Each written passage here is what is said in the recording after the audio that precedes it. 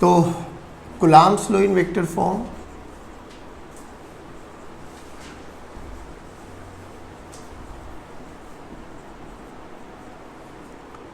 तो हमें basic idea क्या है वेक्टर को लिखने का तरीका ये है, A vector this is mod of A into unit vector, पहली बात, ठीक। फिर हमें क्या करना है, अब हमें जब भी वेक्टर अप्रोच यूज़ करनी है तो हम लोगों ने बताया था कि सबसे पहले हमें अपना ओरिजिन सेलेक्ट करना है। मान लो ये मेरा ओरिजिन है 0,0, this is X axis and this is Y axis. अब इस प्लेन में कहीं पर भी चार्जेस रखे हुए हो सकते हैं, मान लो this is Q1 charge and this is Q2 charge. जब ये चार्ज रखा हुआ है तो इनका पोजीशन वेक्टर भी आपको गिवन होगा। तो ओरिजिन से पोजीशन वेक्टर ऑफ Q1 ये हमारे पास R1 वेक्टर बना और ये हमारे पास R2 वेक्टर बना। अब हमें तो इतना पता है कूलम्ब्स लॉ के अकॉर्डिंग जो फोर्स लगेगा वो along the line joining the charges लगेगा, तो यानी फोर्स तो इधर लगने वाला है। दोनों का नेचर सेम होगा तो रिपल्सिव लग जाएगा, ऑपोजिट होगा तो अट्रैक्टिव लगेगा, बट लगेगा इसी लाइन के अलोंग। यानी मुझे अल्टीमेटली ये वाला वेक्टर चाहिए आर वेक्टर, ठीक है। अब याद करो हमने क्या बोला, 1 ने 2 पे फोर्स लगाओ या 2 ने 1 पे फोर्स लगाओ, मैग्नीट्यूड दोनों का सेम आएगा क्योंकि ये एक्शन रिएक्शन पेयर फोर्स होते हैं। तो किसी भी एक का मैग्नीट्यूड निकाल लेते, डायरेक्शन अलग अलग आ जाएगी बस। अब अगर मुझे इस पे फोर्स निकालना है, इस पे, तो कौन फोर्स लगाएगा, 1 किधर लगाएगा, इधर, क्योंकि दोनों का नेचर सेम है। तो दिस इज F21, इन दोनों के बीच में ये हमारे पास है displacement vector, that is R vector. अब देखो मुझे गिवन क्या क्या क्वांटिटीज है, मुझे R1 पता है, R2 पता है, Q1 पता है, Q2 पता है। यानी जो मुझे फोर्स निकालना है ना वो K electrostatic constant, Q1 Q2 और ये पोजीशन वेक्टर डिस्प्लेसमेंट वेक्टर चाहिए। लेकिन मुझे ये नहीं पता, मुझे पता क्या है R1 R2, तो मुझे R वेक्टर को R1 वेक्टर और R2 वेक्टर की फॉर्म्स में लिखना आना चाहिए। तो ध्यान से देखो ये एक ट्रायंगल लॉ है, तो अकॉर्डिंग टू ट्रायंगल लॉ क्या कहता है बच्चों, according to triangle law let's say this is A vector, this is B vector, तो रिजल्टेंट वेक्टर ये हो गया बच्चों R वेक्टर। ध्यान से देखो क्या इसमें ये A वेक्टर की तरह है बच्चों, क्या ये B वेक्टर की तरह एक्ट करेगा, और क्या ये रिजल्टेंट वेक्टर है। तो अभी ट्रायंगल लॉ क्या कहता है बच्चों, A vector plus B vector must be equal to R vector. तो सिमिलरली यहाँ पर भी क्या हो गया, R1 vector plus R vector must be equal to R2 vector. तो R1 vector plus R vector must be equal to R2 vector. मुझे क्या निकालना है, R वेक्टर किसकी टर्म्स में चाहिए, R1 और R2। तो R वेक्टर देखो, R vector is nothing but R2 vector minus R1 vector. चलिए फोर्स लिखिए, तो फोर्स का फॉर्मूला देखो, F21 this is nothing but K Q1 Q2 by R का मोड, मैग्नीट्यूड चाहिए ना, तो मैग्नीट्यूड ऑफ R वेक्टर का स्क्वायर। अब मुझे वेक्टर अप्रोच लिखनी है, तो वेक्टर अप्रोच लिखने का ये तरीका है, देखो फोर्स वेक्टर मैग्नीट्यूड इनटू इसकी यूनिट वेक्टर। अब R कैप को मैं क्या लिख सकता हूँ, ध्यान से देखो, R vector is nothing but mod of R into unit vector. तो यूनिट वेक्टर निकालो यहाँ से, मॉड ऑफ R वेक्टर मतलब R vector divided by it's mod. नहीं आया बच्चों। अब ये वाला फॉर्मूला इस इक्वेशन में रख दो, वरना मैं तो ये कहता हूँ रिजल्टेंट। अब देखो क्या याद रखना है आपको ये वाला फॉर्मूला याद होना चाहिए न्यूमेरिकल्स के पॉइंट ऑफ व्यू से, बस जो बोल रहा हूँ अभी, K Q1 Q2 by mod of R, as it is रख दो मॉड ऑफ R। अब इस R कैप की जगह क्या रखो, R vector by mod of R। F21 vector क्या हो गया बच्चों, K Q1 Q2 R vector by mod of R vector का क्यूब। क्या याद रखना है तुम्हें, ये स्टैंडर्ड फॉर्मूला है बस जो तुम्हें याद रखना है। अब इसको थोड़ा बहुत इसकी टर्म्स में लिखना चाहो तो लिख दो। आर वेक्टर को मैं क्या लिख सकता हूँ, R vector R vector R vector, ये रहा। आर वेक्टर की जगह मैं ये लिख सकता हूँ R2 vector minus R1 vector. चलो इसको भी करना चाहो तो कर लो आप।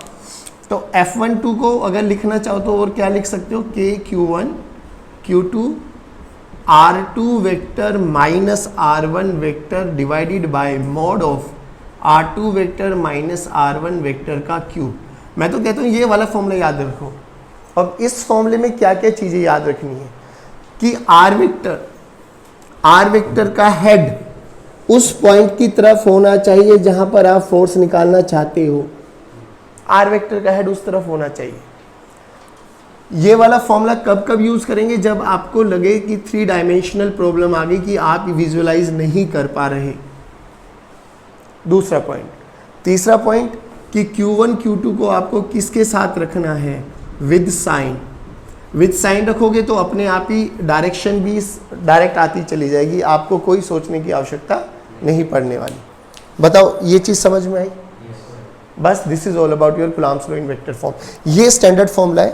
3-4 पॉइंट्स आपको याद रखने हैं कि सबसे पहले अपना ओरिजिन सेलेक्ट करना है। ओरिजिन ऐसे सेलेक्ट करो कि आपकी प्रॉब्लम ईजी बन जाए। पोजीशन वेक्टर का हेड हमेशा उस पॉइंट पर होना चाहिए जिस पे आप फोर्स को निकालना चाहते हो। Q1 Q2 को विद साइन रखो और वेक्टर अप्रोच तब यूज करो जब आपका 3D पिक्चर आ जाए, जैसे हम लोगों ने न्यूमेरिकल्स किए थे। क्यूब के केस में, पिरामिड के केस में, ऐसे सब प्रॉब्लम्स को हम लोग 3D अप्रोच से यूज कर सकते हैं। अभी पढ़ेंगे हम ग्राफिकल वेरिएशन।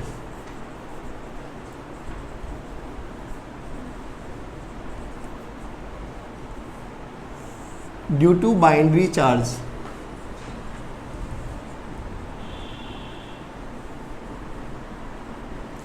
ग्राफिकल वेरिएशन किसका बच्चों, इलेक्ट्रिक फील्ड।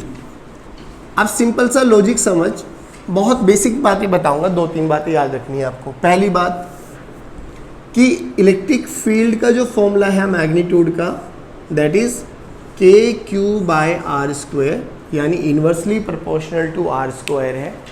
पॉइंट नंबर 1, मान लो ये Q चार्ज है आपके पास, इस P पॉइंट पर आपको इलेक्ट्रिक फील्ड कैलकुलेट करनी है।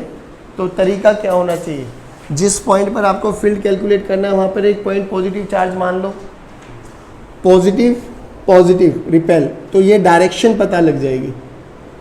सोचो अगर ये नेगेटिव होता तो बच्चों, तो ये नेगेटिव, ये पॉइंट चार्ज हमेशा पॉजिटिव रहेगा, तो ये टूवर्ड्स दी चार्ज आएगा। तो इलेक्ट्रिक फील्ड पॉजिटिव के कारण अवे फ्रॉम दी चार्ज आएगी। राइट में होगा तो इधर, और इधर होगा तो बच्चों ए डायरेक्शन में। सिमिलरली लेफ्ट में इधर भी होगा तो इस डायरेक्शन में। 2 चीज़ें याद रखनी है। अब अगर हमारी इलेक्ट्रिक फील्ड बच्चों इस डायरेक्शन में आई, यानी राइट की डायरेक्शन में आई, तो हम इसको पॉजिटिव कंसीडर करेंगे। अगर हमारी इलेक्ट्रिक फील्ड लेफ्ट की डायरेक्शन में आई तो हम इसको नेगेटिव कंसीडर करेंगे। पहला पॉइंट तो ये। दूसरा पॉइंट देखो, अगर ये जो हमारा फॉर्मूला है बच्चों, E this is equal to KQ/R²। KQ/R क्या है, जिस पॉइंट पर फील्ड निकालना चाहते हो। अगर वो वाला पॉइंट P बहुत पास आ जाए Q चार्ज के, वेरी क्लोज, यानी मैं बोलूं if R is approaching to 0, अगर R 0 हो गया तो क्या इलेक्ट्रिक फील्ड इनफाइनाइट हो जाएगा, यानी मैक्सिमा, मतलब काफ़ी बड़ा, तो E की वैल्यू इन्फिनिटी को टेंड्स करेगा। और दूसरा पॉइंट देखो, अगर ये वाला पॉइंट इनफाइनाइट पे हो जाए, if R tends to infinity, तो क्या 1/∞ 0 हो जाएगा, तो क्या इलेक्ट्रिक फील्ड टेंड्स टू 0। ये पॉइंट याद रखना है। एक और चीज़, आप जल्दी बताओ, इक्विलिब्रियम वाले क्वेश्चंस को उठाओ। अगर दोनों का मैग्नीट्यूड सेम है तो इक्विलिब्रियम कहाँ पर आएगा, सेंटर। इक्विलिब्रियम का मतलब F नेट 0, इक्विलिब्रियम का मतलब F नेट 0, और F नेट 0 का मतलब F का फॉर्मूला होता है Q × E, यानी F 0 है तो यानी E भी 0 होना चाहिए। तो यानी यहाँ कहीं पर E 0 आएगा। बोलो बच्चों, चाहे दोनों नेगेटिव आए चाहे दोनों पॉजिटिव आए, क्या इलेक्ट्रिक फील्ड यहीं पर 0 आएगा। लेकिन अगर दोनों का नेचर अलग अलग आ गया अगर दोनों का नेचर अलग अलग आ गया तो जल्दी बोलो, इलेक्ट्रिक फील्ड साइड में आएगा, छोटे वाले के पास आएगा, तो साइड में तो ये रहा, छोटे वाला ये रहा, तो इलेक्ट्रिक फील्ड यहाँ पर 0 आएगा। अच्छा एक चीज़ अभी यहीं पे बता दो, ग्राफ में बाद में देखेंगे, यहाँ से यहाँ इस पॉइंट का मतलब समझो, अभी इस पॉइंट का मतलब क्या है, electric field due to 4q यानी इसके कारण is equal to electric field due to -q, दोनों का मैग्नीट्यूड सेम है, ये या नो बोलो। इसके जस्ट राइट में चलो, राइट में चले यानी मैं यहाँ कहीं पर एक पॉइंट कंसीडर कर लेता हूँ, ले पॉइंट मान लिया A, इस पॉइंट पर बताओ कौन डोमिनेंट होगा ज़्यादा, 4q या -q, 4q या -q, 4q या -q, बस ये पॉइंट याद रखना है। अब इन सारी एजम्पशंस के बेस पर अपन लोगों को वेरिएशंस पढ़ने हैं। एक वेरिएशन तो यहीं पढ़ा देता हूँ कि अगर आइसोलेट चार्ज होता, आइसोलेट चार्ज यानी अगर मेरे पास केवल पॉजिटिव चार्ज है बच्चों, तो मुझे बच्चों इसके लेफ्ट में भी ग्राफ बनाना है और राइट में भी ग्राफ बनाना है। तो this is the variation of E versus R। तो क्या करो, इसके जस्ट बगल में एक लेफ्ट में और एक राइट में पॉइंट कंसीडर कर लो अपने आप, A और B।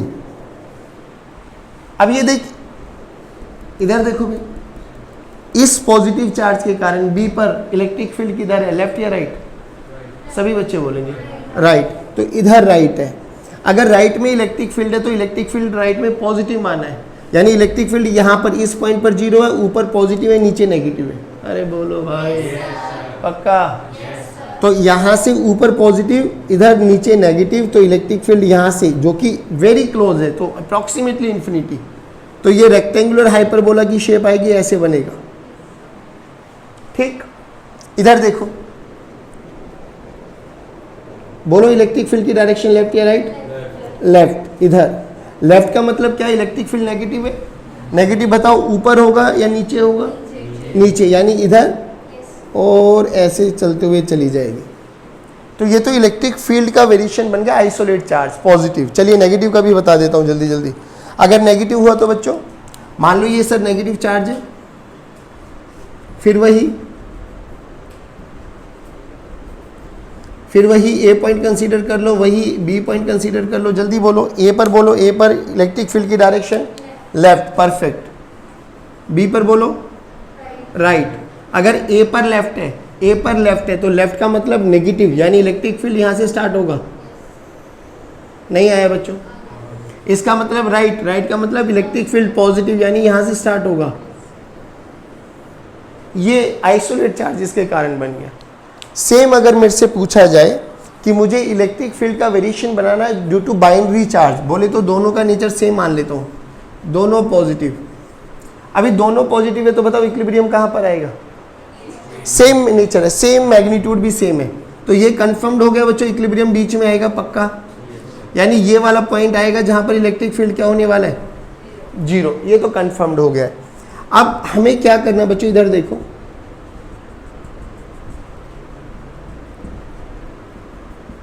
इस रीजन ए रीजन, बी रीजन और सी रीजन पे हमें चेक करना है इलेक्ट्रिक फील्ड का वेरिएशन।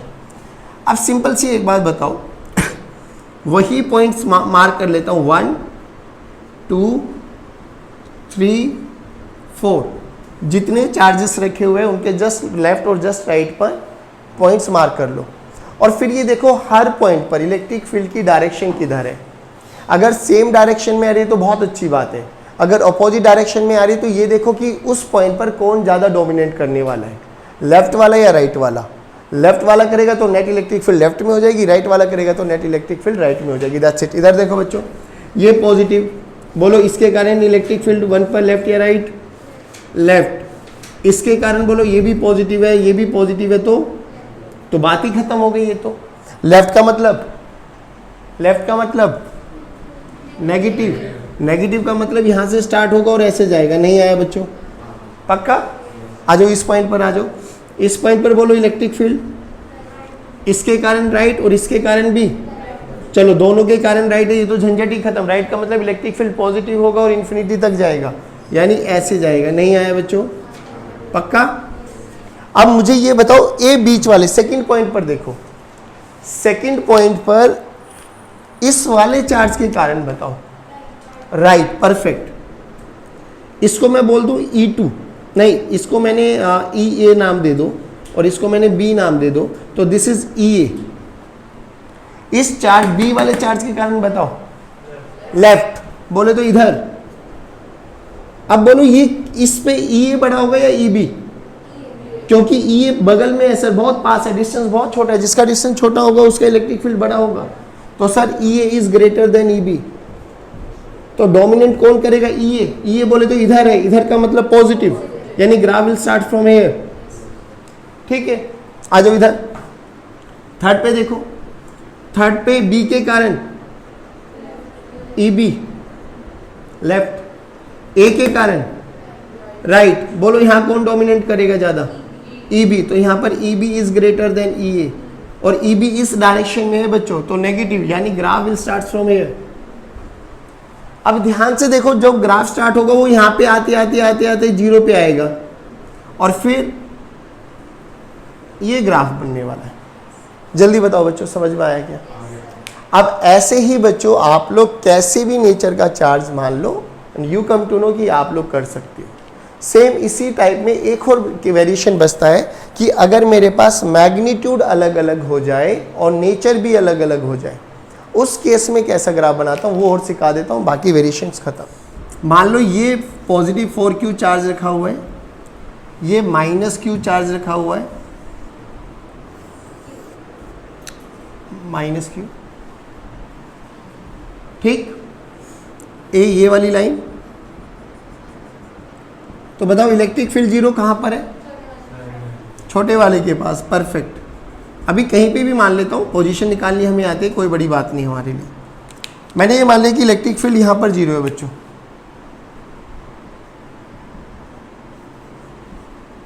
आओ चलो, वही 1 2 3 4, जल्दी बोलो। 1 पे बोलो, 1 पे इलेक्ट्रिक फील्ड इसके कारण लेफ्ट या राइट? लेफ्ट। इसके कारण राइट। नेगेटिव है, अट्रैक्ट करेगा भाई, तो कौन डोमिनेट करेगा, लेफ्ट या राइट? लेफ्ट। तो ये वाला डोमिनेट करेगा, तो आया ना समझ में? तो यहां से स्टार्ट करेंगे और ऐसे जाएगा। इधर आ जाओ, फोर्थ वाले पे बोलो, इसके कारण लेफ्ट। ये पॉजिटिव, इसके कारण राइट। तो कौन डोमिनेट करने वाला है? माइनस वाला, तो यहां से जाएगा और यहां पर इलेक्ट्रिक फील्ड 0। अब मुझे एक चीज बताओ, इस पॉइंट का मतलब अभी तुम्हें समझाया था, इसका मतलब क्या होता है? E due to plus 4Q must be equal to E due to minus 4Q। नहीं आया समझ में?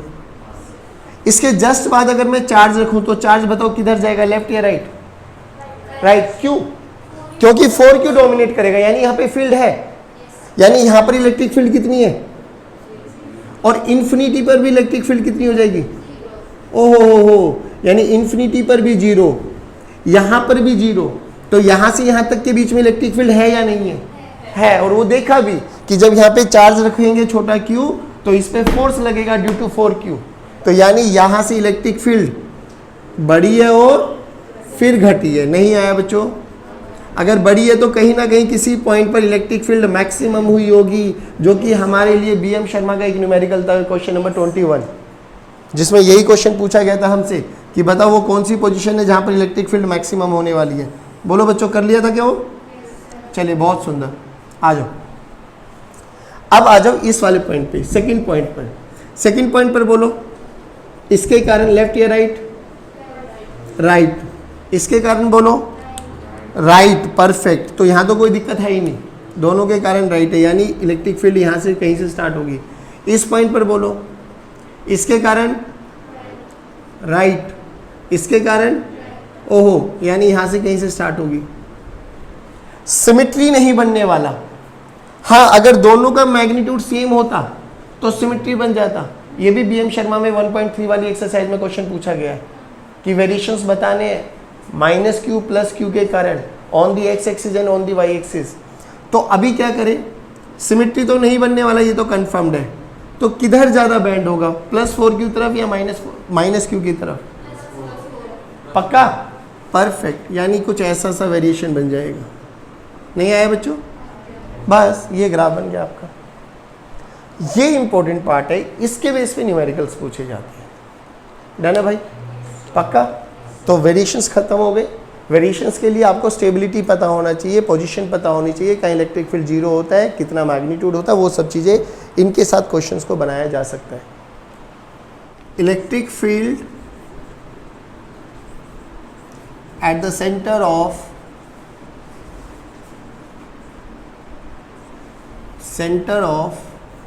uniformly charged hollow hemisphere.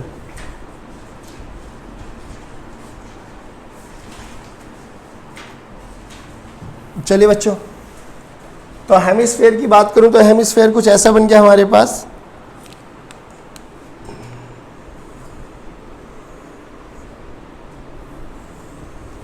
बताइए लैम्डा सिग्मा या रो? Sigma, perfect. ये सेंटर, यहां से यहां तक का रेडियस आर, सिग्मा, इस पे हम लोगों ने 4 डेंसिटी मान ली। अब क्या करें? अभी देखिए हमें इस पॉइंट पे निकालना है बच्चों, तो क्या करते हैं हम लोग इस केस में, जाके यहां से थीटा पे जाओ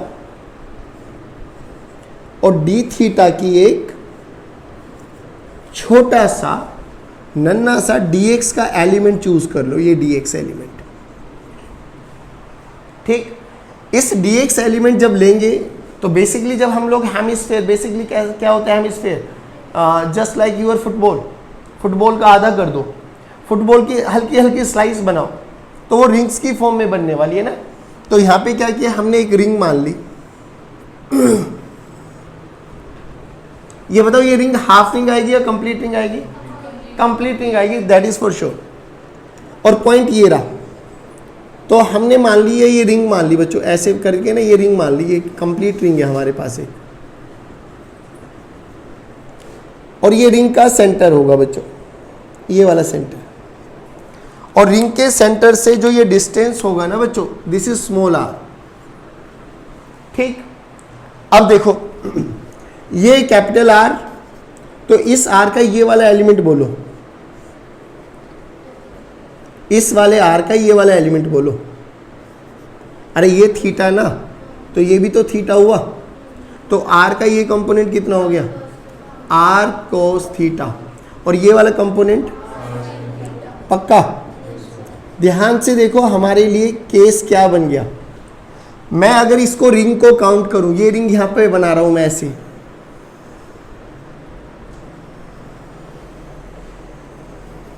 ये रिंग बनाई मैंने, ये वाली रिंग, ये रिंग। इस रिंग का खुद का छोटा रेडियस कितना है बच्चों? मतलब रेडियस कितना है? Small R. और स्मॉल आर की वैल्यू कितनी है बच्चों? R cos theta. चलिए पॉइंट नंबर 1। अब जो ये वाला पॉइंट, इस पॉइंट पर हमें निकालनी है फील्ड। ये पॉइंट रखा कहां पर है? Axis of the ring. देखो ये एक्सिस ऑफ द रिंग रही, और एक्सिस का डिस्टेंस कितना है? यहां पे एक्स की वैल्यू देख कितनी है? R sine theta. हमें इस पॉइंट पर निकालना है ना फील्ड, तो एक्सिस वाला फॉर्मूला याद है हमें? एक्सिस वाला फॉर्मूला बोलो, डायग्राम के साथ याद होना चाहिए। ये दूरी x मानी थी हम लोगों ने, ये रेडियस r माना था हम लोगों ने। तो यहाँ पर इलेक्ट्रिक फील्ड का पॉजिटिव चार्ज है, तो अवे फ्रॉम दी एक्सिस जाएगी। फॉर्मूला कितना था? E this is equals to K Q X by R square plus X square की पावर। नहीं आया बच्चों? ध्यान से देखो, सेम वही बना। अब बस जो यहाँ पर चार्ज है ना, वो डी क्यू मान लेते हैं अपन लोग, डी क्यू चार्ज मान लिया, दैट्स इट, खत्म। तो यहाँ पे फोर्स का मतलब फील्ड का फॉर्मूला क्या बनेगा? छोटा फील्ड मान लो डी। डी का फॉर्मूला बोलो बच्चों, डी का फॉर्मूला बोलो, देखो यही बनेगा, के क्यू की जगह डी क्यू लिखेंगे, एक्स की जगह आर साइन थीटा लिखेंगे। आराम से सुनते चलना। Divided by under root of, मतलब R square, R R R, इसका रेडियस, इसका रेडियस, अब इसका रेडियस छोटा आर, तो ये रखेंगे आर कॉस थीटा का whole square plus X X X X X R sine theta का होल स्क्वायर की पावर 3/2। अब बात ये आती है कि how to calculate D Q. D Q क्या होता है बच्चों? डी क्यू होता है बेसिकली जब यहाँ पे सिग्मा डिफाइन किया गया है, सिग्मा क्या होता है बच्चों? Charge per unit area. तो हमें तो चार्ज निकालना, डी क्यू निकालना है बच्चों, तो डी क्यू क्या हो जाएगा? Sigma into D A. D A किसका डी ए बच्चों? ये शेडिड वाली रिंग का डी ए।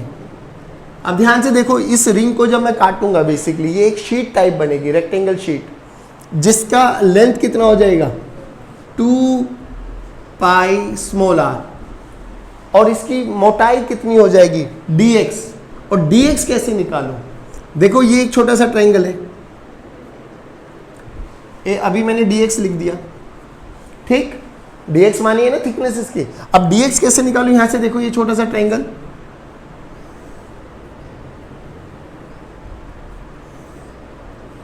ये एंगल d थीटा, ये radius r and this is dx। तो arc by radius this is equals to d theta, theta equals to arc by radius होता है ना, तो arc by radius this is equals to theta. तो बोलो बच्चों dx की वैल्यू कितनी आ गई? r d theta. नहीं आया बच्चों? पक्का? भाई रख दो यहां पर। तो dq कितना आ गया बच्चों? Sigma into 2 pi r into R D theta. देखो भाई, रखो यहां पे फॉर्मूला। चलो d की वैल्यू देखिए क्या बना? k। अभी सुनो, r साइन थीटा को भी बाहर लेके आ जाओ, r साइन थीटा। dq की वैल्यू ये रख दो अब, sigma 2 pi r r d theta. सही बोला मैंने? Divided by R square cos square theta plus R square sine square theta. तो आर स्क्वायर आ गया common, cos square theta plus sine square theta 1। तो देखो अब यहाँ पे क्या बचा? यहाँ पे बचा आर स्क्वायर की पावर 3/2, 2 विल कैंसिल आउट, तो आर क्यूब बचा बच्चों। अब आर क्यूब ध्यान से देखो, इस आर ने आर क्यूब को भी मारा, तो नीचे क्या बचा? आर। नहीं आया बच्चों। अगर ये सब चीज़ें हमें समझ में आ गई तो ध्यान से देख हमारे पास क्या इक्वेशन बनी। डी की वैल्यू बनी हमारे पास, देखो क्या क्या चीज़ें कांस्टेंट आ रही है। के की वैल्यू को रखो 1/4 पाई एप्सिलॉन नॉट, चीज़ें कैंसिल आउट होती दिखाई देंगी आपको। सिग्मा 2 पाई स्मॉल आर बाहर लेके आ जाओ, सिग्मा 2 पाई स्मॉल आर बाहर आ गया। ये आर कटना चाहिए, ये हम लोग कुछ गड़बड़ कर रहे हैं क्या? आर की वैल्यू डालो ना यहाँ पर, आर की वैल्यू डाल दो ना। स्मॉल आर की वैल्यू क्या है? R cos theta. ये स्मॉल आर की वैल्यू यहीं पे रख लेते हैं, स्मॉल आर की वैल्यू आर कोस थीटा। चलिए अब देखिए 2 पाई आर हो गया D theta as it is into sine theta. कुछ और तो छूट नहीं गया भाई बच्चों, नीचे आर। अब इस आर ने इस आर को कैंसिल आउट किया, तो देखो हमारे पास डी का फॉर्मूला क्या बन गया बच्चों। अब डी का फॉर्मूले पे आ जाओ। अब डी का फॉर्मूला देखो हमारे पास क्या बना, 2 ने 2 को मारा, पाई ने पाई को मारा, तो नीचे बचा 2। ठीक है, भले ही मत काटो क्योंकि 2 sine theta cos theta sine 2 theta के फॉर्मूले में यूज कर लेंगे, तो भले ही इसको एज इट इज रहने दो, मत काटो। ये 4 एज इट इज रहने दो, ये 2 एज इट इज रहने दो। देखिए अब कुछ और बचा, 2 sine theta cos theta, 2 sine theta cos theta बना sine 2 theta into D theta. यहाँ पे बचा सिग्मा, नीचे बचा 4 एप्सिलॉन नॉट, तो यहाँ पे बचा सिग्मा बाय 4 एप्सिलॉन नॉट। अब इसको इंटीग्रेट करो बस। थीटा की लिमिट कहाँ से कहाँ? थीटा की लिमिट यहाँ जब थीटा 0 डिग्री पे था और जब यहाँ थीटा 90 डिग्री पर आ गया। क्यों? क्योंकि जैसे यहाँ से यहाँ चलोगे आप आधा आधा पार्ट लोगे, ये ऑटोमेटिकली पूरा पार्ट कर्व होता चला जाएगा सिमेट्री की वजह से, ये पूरा का पूरा काउंटेड है। तो 0 से लेके π/2 तक खत्म। अब देखो sigma bye 4 pi epsilon not, 4 epsilon not sign theta का इंटीग्रेशन, साइन थीटा का इंटीग्रेशन माइनस कॉस थीटा, तो minus cos theta minus cos 2 theta bye 2, 0 से पाई बाय 2। आ जाओ, अब ये 2 भी बाहर लेके आ जाओ, तो सिग्मा बाय माइनस बाहर आ गया, सिग्मा बाय 8 एप्सिलॉन नोट आ गया। अब देखो cos of 2 into theta, theta की वैल्यू रखो pi by 2 minus cos of 0। ठीक है बच्चों, देखो ध्यान से, minus times of sigma bye 8 epsilon note cos pi की वैल्यू -1 माइनस कॉस 0 की वैल्यू 1। तो देखो -1 2 इंटू माइनस तो प्लस, 2 ने 8 को मारा, तो sigma bye 4 epsilon note, sigma bye 4 epsilon note, ये हमारी डायरेक्ट मैग्नीट्यूड आ गया। डायरेक्शन देखो, डायरेक्शन तो बच्चों आपको कॉमन सेंस से समझ में आ रही है, जो कि पॉजिटिवली चार्ज है, तो इलेक्ट्रिक फील्ड इधर जाएगी कितने से, सिग्मा बाय 4 एप्सिलॉन नोट। जल्दी बताओ बच्चों, समझ में आया क्या? पक्का? Question number 24, page number 1.28 BM Sharma. ठीक है बच्चों, देखो क्वेश्चन क्या कह रहा है कि हमारे पास ये एक पॉजिटिवली चार्ज शीट है। बच्चों शीट समझ में आ गई आपको? शीट के कारण बोलो इलेक्ट्रिक फील्ड का formula sigma bye 2 epsilon note, sigma bye भूल गए ना? तो उन्होंने बोला एक पॉजिटिव प्लेट है ये और एक नेगेटिव प्लेट है ये, तो बताओ इलेक्ट्रिक फील्ड किधर? यहां से इस डायरेक्शन में इलेक्ट्रिक फील्ड है। ठीक, अब अकॉर्डिंग टू क्वेश्चन बोला गया कि इलेक्ट्रिक फील्ड जस्ट इसके जस्ट बाहर एकदम जीरो, एब्रप्टली जीरो है, यानी इलेक्ट्रिक फील्ड बस इसी रीजन में अवेलेबल है बच्चों। अब ये पॉइंट ध्यान रखना, बोला गया इसके बिल्कुल सेंटर से एक charge Q electron, basically electron को छोड़ा गया विद वेलोसिटी v0। ठीक है, अभी बोला गया कि यहां जहां इलेक्ट्रिक फील्ड रीजन है वो L है, और उसके बाद एक स्क्रीन रखी गई है यहां पर, और यहां से यहां तक की दूरी भी L है बच्चों। ठीक, तो उसने बोला कि ये इलेक्ट्रॉन, देखो अब इलेक्ट्रॉन है, इलेक्ट्रिक फील्ड तो इलेक्ट्रॉन क्या करेगा, इलेक्ट्रिक फील्ड के अपोजिट डायरेक्शन में जाएगा, तो ये कुछ ऐसा करते हुए ना, ऐसा पाथ, ऐसा तो नहीं जाएगा ये सीधा, तो ये कुछ ऐसा पाथ करते हुए ट्रेवल करेगा और इस वाली स्क्रीन को हिट करने वाला है। तो बोला गया जब ये स्क्रीन से, मतलब जब फील्ड से निकला, तो ये जो इसका डिफ्लेक्शन आया था दैट इज स्मॉल h, और जो इसका बाद में इसने स्क्रीन को हिट किया, ये स्क्रीन जो इस स्क्रीन को हिट किया है, दिस इज कैपिटल H। अब क्वेश्चन सुनो, बोला गया find the deflection distance h in the field, ये निकालना है हमें। दूसरा निकालना है right an expression for the velocity of electron when it just emerge from the field, जब वो जस्ट यहां से निकल रहा होगा तो इलेक्ट्रिक फील्ड कुछ इस डायरेक्शन में होगी उसकी, है ना? तो उसके दो कंपोनेंट होंगे, एक x के अलोंग होगा और एक y के अलोंग होगा, तो हमें ये वाले निकालना है। और पूछा गया find the expression for the total deflection distance capital H at a vertical screen placed at a distance small l from the region of the uniform field. Assume that the field is abruptly ends outside the field. यहाँ पर electric field zero हो जाता है। अब थोड़ा सा समझने की कोशिश करो बच्चों, है कुछ नहीं, सारा है कॉन्सेप्ट प्रोजेक्टाइल का। याद करो एक्सेलेरेशन किधर है, acceleration along the direction by Q E bye, अरे हाँ या ना बोलो, एक्सेलेरेशन का फॉर्मूला तो यही है ना बच्चों, क्यू ई बाय एम। और जो कि इलेक्ट्रॉन है, इलेक्ट्रॉन की टेंडेंसी रहेगी opposite to the direction of electric field जाने की। यहाँ पे पॉजिटिव चार्ज होता है तो वो नीचे की तरफ आ जाता है। अरे हाँ या ना बोलो बच्चों। अभी एक सिंपल सी बात बता भाई, जब इनिशियली इसको रिलीज किया गया तो एक्सेलेरेशन ऐसे है बच्चों, एक्सेलेरेशन का कोई कंपोनेंट क्या एक्स एक्सिस के अलोंग लग रहा है क्या? नहीं। और इनिशियली यू वाई भी क्या है, जीरो। यू एक्स कितना है बच्चों, वी नोट। और एक्सेलेरेशन का कंपोनेंट कितना है बच्चों, जीरो। x में, तो vx भी कितना होगा बच्चों, v नोट। अरे बोलो भाई, पक्का? चलिए, ये पहली बात तो ये तो चीज़ समझ में आ गई। दूसरी चीज़, यहाँ से यहाँ तक जाने में कितना टाइम लगेगा? सर हॉरिजॉन्टल डिस्टेंस है सर, तो हॉरिजॉन्टल स्पीड कांस्टेंट है सर, तो टाइम निकाल लो बच्चों। टाइम का फॉर्मूला है डिस्टेंस बाय स्पीड। ये फॉर्मूला तभी पॉसिबल है जब मेरे पास स्पीड कांस्टेंट हो। तो डिस्टेंस कितना है बच्चों, l, बाय स्पीड कितनी है बच्चों, v नोट। नहीं आया बच्चों?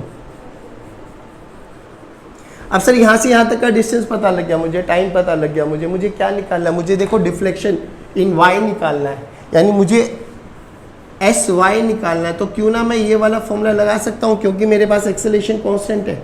एक्सेलेरेशन कांस्टेंट है तो मैं laws of equation of motion use कर सकता हूँ। U Y into T plus half into G into A Y into T square. नहीं आया बच्चों? ये मुझे निकालना है, इसको बोला गया छोटा एच। इनिशियल वेलोसिटी कितनी थी बच्चों? नहीं आया बेटे, 1/2 A Y A Y A Y A Y Q E by M, Q E by T का स्क्वायर। टी की वैल्यू ये रही बच्चों, L square by V naught का स्क्वायर। तो एच की वैल्यू तो ये आ गई बच्चों, Q E L square by 2m V naught का स्क्वायर। बच्चों जो कि इलेक्ट्रॉन के बारे में बात कर रहा है, तो इलेक्ट्रॉन पे चार्ज कितना होता है, ई रख देना, आंसर आ जाएगा। पहली बात तो ये समझ में आया। अच्छा एक चीज़ और बताओ बच्चों, जैसे ही वो यहाँ से निकला है तो हॉरिजॉन्टल डायरेक्शन में कोई फ़र्क पड़ा क्या? नहीं, मतलब हॉरिजॉन्टल वेलोसिटी पे कोई फ़र्क पड़ेगा क्या? बिल्कुल भी नहीं पड़ने वाला। अगर हॉरिजॉन्टल वेलोसिटी पे फ़र्क नहीं पड़ेगा तो मैं इस v वेक्टर को कैसे लिख सकता हूँ बच्चों? v वेक्टर को देखो, सेकंड पार्ट देखो, v vector is nothing but vx i cap plus vy j cap. अरे बोलो भाई, अगर मुझे ये पता लग जाए तो मैग्नीट्यूड भी निकाल सकता हूँ मैं। तो v का मैग्नीट्यूड अगर पूछेगा तो क्या आंसर आ जाएगा बच्चों, अंडर रूट ऑफ vx का स्क्वायर प्लस। नहीं आया बेटा? पक्का? चलिए अब जल्दी आगे बढ़ते हैं। तो this is nothing but under root of vx का स्क्वायर प्लस vy का स्क्वायर। अब vy कैसे निकालो? अब vy निकालने के लिए देखो मेरे पास दो इक्वेशन बनती है, या तो v equals to U plus A T लगाओ, या v square minus U square equals to 2as लगाओ। कौन सी इजीली निकाल सकता हूँ? किससे? v equals to U plus A T. तो देखिए अभी vy this is equals to U Y plus A Y into T, जो कि यू वाई 0 है तो वी वाई कितना बन जाएगा बच्चों, 0 plus Q E by M. T की वैल्यू फिर वही रख दो बेटा, एल बाई। नहीं आया बच्चों? तो वी वाई की वैल्यू देखो बच्चों, Q E L M V naught. लो बच्चों, और वी एक्स तो कितना ही रहेगा बच्चों, वी एक्स तो कितना ही रहेगा बच्चों? नहीं आया बेटा? आ गया? अब देख, अब अगला क्वेश्चन अच्छा है। बोला गया कि जैसे ही यहां से निकला ना बच्चों, अब इलेक्ट्रिक फील्ड 0 हो गया। जैसे ही इलेक्ट्रिक फील्ड 0 हो गया तो एक्सेलरेशन भी 0 हो गया। क्यों? देख, acceleration Q E by M, तो ना वेलोसिटी बढ़ेगी ना वेलोसिटी, क्योंकि वेलोसिटी को बढ़ाने घटाने का काम करता कौन है? एक्सेलरेशन। एक्सेलरेशन है ही नहीं, ई 0 हो गया, ई 0 हो गया तो एक्सेलरेशन 0 हो गया। अब एक बात बताओ मुझे, जितनी वेलोसिटी से ये इधर गया होगा, देखो अब ये v वेलोसिटी सेम रहेगी, तो ये वी वाई इसको ऊपर लेके जाएगा और वी एक्स इसको आगे लेके जाएगा, जो कि यहाँ स्क्रीन है, जो कि यहाँ स्क्रीन है। तो जब ये वर्टिकल मतलब हॉरिजॉन्टल में इसको हिट कर देगा तो वर्टिकल में भी तो उतना ही डिस्प्लेसमेंट ऊपर जाएगा ना वो। अरे बोलो भाई, तो यहां से यहां तक जाने का टाइम कितना लगा? तो टाइम अभी भी देखो डिस्टेंस वही है l, तो यहां से यहां तक का टाइम कितना लगा? t डैश मान लेता हूं, तो t डैश अभी भी कितना हो जाएगा? l बाई इतने टाइम में इसने वर्टिकल में कितना डिस्टेंस ट्रेवल किया। क्यों मैं डायरेक्ट बोल रहा हूँ? वर्टिकल में देख, अब क्या स्पीड पे कोई फर्क पड़ेगा क्या? स्पीड तो यही रहेगी सर जो ये आ गई। अरे बोलो भाई, तो वर्टिकल में मतलब देखो ध्यान से अब इसका, तो वर्टिकल में डिस्टेंस को क्या लिखूं? कैपिटल एच ही मान लेता हूँ, कैपिटल एच बोला गया उन्होंने, तो capital H is nothing but speed into time. Speed मतलब वी वाई लिख देता हूँ, V Y into T dash. V Y की वैल्यू बोलो, V Y V Y V Y V Y V Y Q E L M V naught. नहीं आया बच्चों? अरे बोलो भाई, पक्का? Q into T dash T dash T dash, तो कैपिटल H की वैल्यू ये आ गई। नहीं नहीं नहीं नहीं नहीं नहीं, सुनो, कैपिटल H की वैल्यू ये नहीं आई बच्चों, इसको मान लो y। अभी आपको समझ में आ जाएगा मैंने क्यों किया ये, क्योंकि इतना तो ये ऑलरेडी कर चुका है ना फील्ड से निकलती। ये टोटल डिस्टेंस निकालना है ना मुझे h, तो यही तो डिस्टेंस ट्रेवल करेगा ना, ये तो ऑलरेडी कर चुका है वो छोटा h। तो ये y की वैल्यू आ गई, ये क्यू ई एल बाई, हाँ ठीक है, ये y की वैल्यू आ गई बच्चों Q E L square by M into V naught का स्क्वायर। अब मुझे कैपिटल H निकालना, तो कैपिटल H बोलो क्या निकलेगा, y प्लस h। तो capital H is nothing but y plus, बोलो बच्चों समझ में आया क्या? y कहाँ निकाला था हम लोगों ने, h तो ये आ गया, this is h and this is y। देखो Q E L square M V naught square, Q E L square M V naught square common ले लो, 1 प्लस 2 बाई प्लस 1 तो 3/2। तो आंसर कितना आ गया बच्चों, 3/2 into Q into E into L square by M V naught का square. जल्दी बताइए समझ में आया क्या? बहुत अच्छा क्वेश्चन है, बट ध्यान से देख क्या प्योर काइनेमेटिक्स यूज की गई है इसमें। ये बता तूने 12th का क्या कॉन्सेप्ट यूज किया, कुछ भी नहीं, बस इतना सा कि acceleration Q E by M होता है, दैट्स इट। क्या पूरे का पूरा 11th का क्वेश्चन है? अब सेम इसी क्वेश्चन को 11th में भी कन्वर्ट किया जा सकता है, बस क्या बोल के कि लेट्स से एक्सेलेरेशन ये लगने वाली है, बस बच्चों को 2 लाइनें बोलनी है। क्या पूरा का पूरा क्वेश्चन 11th में यूज कर सकते हैं?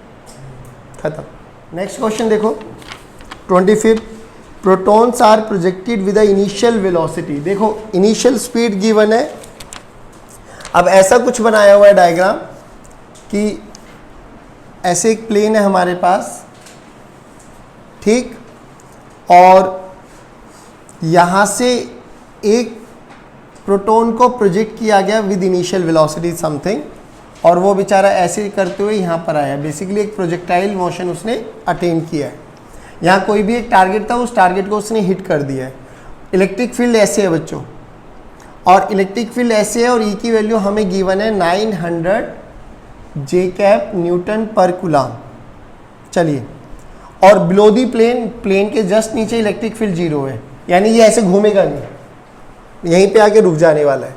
बोला गया protons are projected with a, ये माइनस आएगा, protons are projected with the initial speed, यानी वी आई हमें दे दिया है 6 किलोमीटर पर सेकेंड फ्रॉम इतना इतना। ई की वैल्यू हमें दे दी है -900 जूल न्यूटन पर कूलम। प्रेजेंट अबव दी इतना initial velocity vector proton makes an angle theta, it's makes an angle theta with the plane, the protons are hit a target lies on a horizontal distance R. ये R की वैल्यू है बच्चों 2 mm, ठीक है। Find the angle, हमें theta find करना है। तो याद करो हमें क्या क्या गिवन है, इनिशियल स्पीड दे दी, अरे देखो बच्चों इनिशियल स्पीड दे दी, रेंज दे दी।